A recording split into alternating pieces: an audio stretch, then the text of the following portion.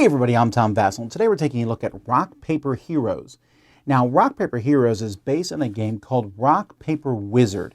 This is a game that's based on Rock, Paper, Scissors, but instead there's different spell cards on the table, and you make weird shapes with your hands, spells, at other players, and then see what happens. So Rock, Paper Heroes is the same thing, but enters the X-Men universe.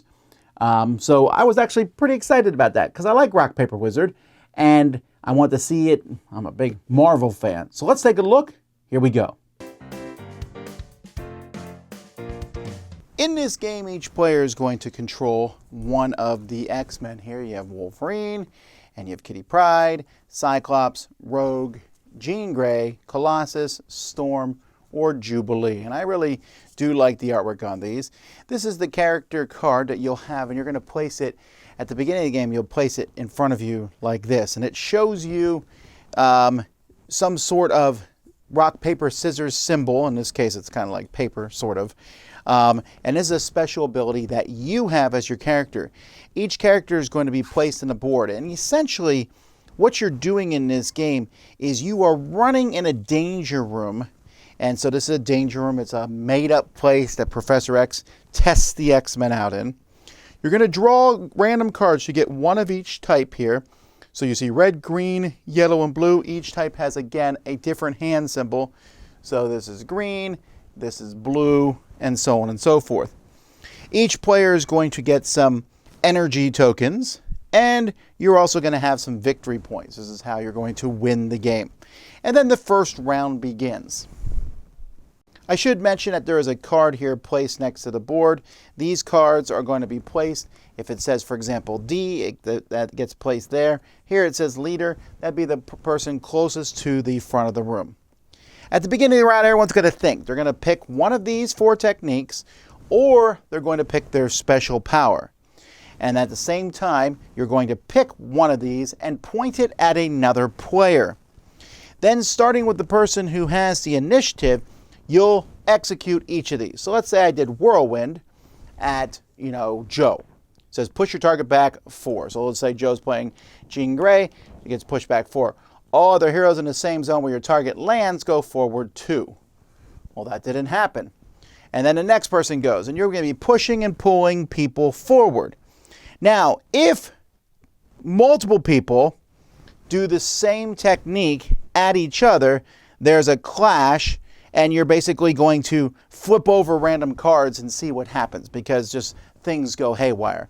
If you use your special ability, and each character has their own special ability, you're going to flip this one over, and in between rounds, you can spend an energy to get it back if you want. Now, this is a hazard card, and you're trying to deactivate it. They're combat robots. If anybody makes it all the way to A, you've deactivated it and it doesn't go off. Otherwise, you do whatever it says here.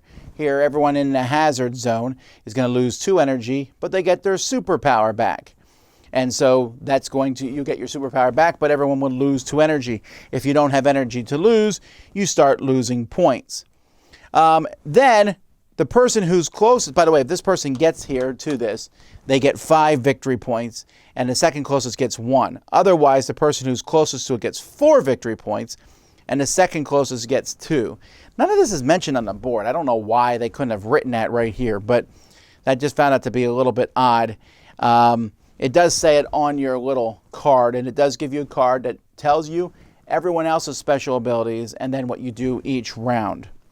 Then after that, anyone who's in A and B moves back to C, so you get pushed out of the front zone, and anybody in the unlettered zones moves up to G.